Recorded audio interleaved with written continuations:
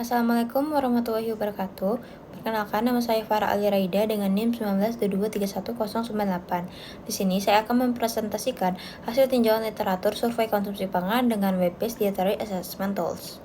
Yang pertama ada identitas jurnal dengan judul jurnal, validation of the web-based self-administered 24-hour recall, dietary recall, MyFood24 Germany, comparison with await dietary record and biomarkers. Penulisnya ada Stephanie, Johanna, Janet, Leonie, Yutu Alexi, dan Yutu Notling. Dan dipublikasinya pada 11 Mei 2021. Selanjutnya ada latar belakang, metode penilaian konsumsi pangan tradisional seperti week dietary record dan 24-hour recall manual sering terbatas karena butuh waktu lama, beban responden tinggi, dan risiko kesalahan pelaporan. Untuk mengatasi hal ini dikembangkan MyFood24, sebuah alat penilaian konsumsi berbasis web yang memungkinkan pencatatan mandiri, otomatis, dan real-time. Pada MyFood24 Germany, perlu divalidasi agar akurasinya dapat dipastikan dalam populasi Jerman. Studi ini membandingkan hasil MyFood24 dengan WDR sebagai reference method serta biomarker urin, protein, dan kalium untuk melihat kesesuaian antara laporan asupan dan indikator biologis. Lalu untuk hasil review, metode penelitiannya memvalidasi MyFood24 Germany pada orang dewasa Jerman. Peserta mengisi 1 kali recall 24 jam via MyFood24 dan membuat 3 hari weight dietary recall atau WDR sebagai pembanding. Biomarker urin 24 jam, nitrogen dan kalium dikumpulkan untuk menilai validitas objektif. Data asupan dari MyFood24 dibandingkan dengan WDR dan biomarker menggunakan korelasi Blend-Altman dan analisis agreement untuk melihat akurasi dan bias metode web-based ini. Untuk subjek penelitiannya, sebanyak 73 orang dewasa di Jerman berpartisipasi dan menyelesaikan semua tahap, mulai dari pengisian MyFood24, pencatatan 3 hari WDR, serta pengumpulan urin 24 jam untuk biomarker. Peserta adalah individu dewasa yang mampu mencatat konsumsi secara mandiri tanpa kriteria klinis khusus, karena studi berfokus pada validasi metode web-based di populasi umum. Untuk hasil penelitiannya, MyFood24 melaporkan asupan energi dan zat gizi lebih rendah dibandingkan WDR.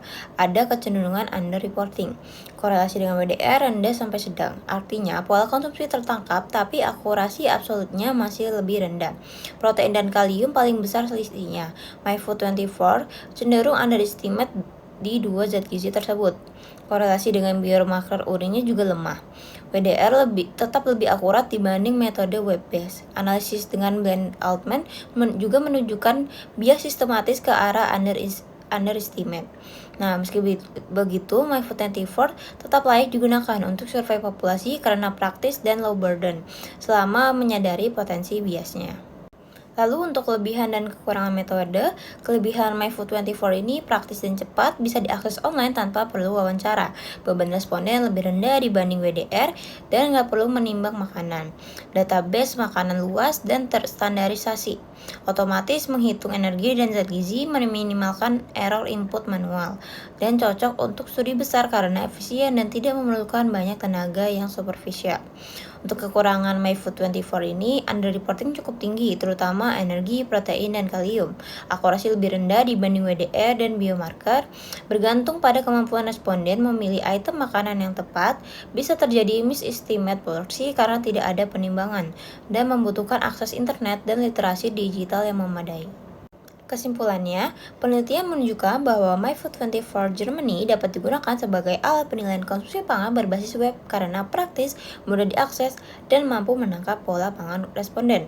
Namun, metode ini cenderung menghasilkan estimate energi dan zat gizi yang lebih rendah dibandingkan WDR dan biomarker urin, sehingga akurasinya masih belum setara dengan metode referensi yang lebih objektif.